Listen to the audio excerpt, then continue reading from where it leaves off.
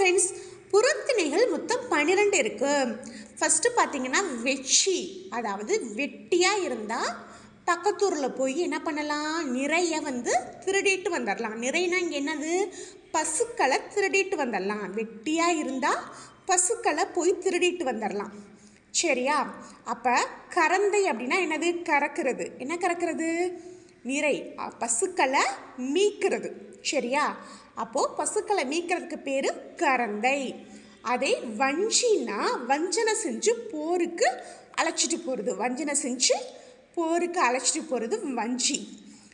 அதே காஞ்சி அப்படின்னா காஞ்சி போய் நாங்களாம் கிடக்கிறோம் அப்படின்னு சொல்லிட்டு போரில் எதிர்த்து சண்டை போட்டு அடித்து தூள் கிளப்புறது. சரியா? அடுத்து உளிங்கை அப்படின்னா ஊழ். ஊழ்னா என்ன, ஊழ்னா ஒரு வினைன்னு சொல்லுவாங்க. வினைகள் என்ன பண்ணும், சுற்றி நம்மளை வளைச்சிரும்.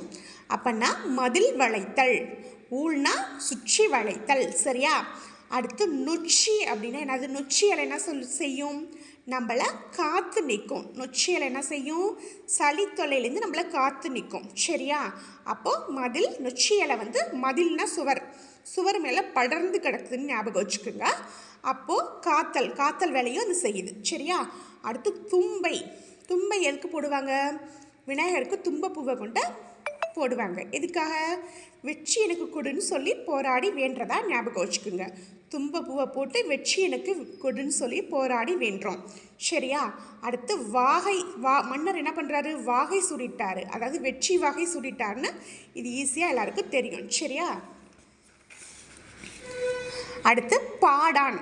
இந்த இடத்துல என்ன வருது, ஆண்னு வருதா, அப்போ ஆண்மகனை போற்றுதல் தான் பாடான் திணை.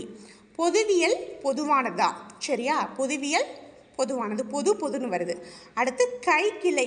கைக்கிளைன்னு என்ன, ஒரு மரத்தில் இருக்க ஒரு சின்ன கிளை. அப்போ மரத்தோட ஒரு தலை, ஒரு தலை மாதிரி. அப்போ ஒரு தலை காமம்.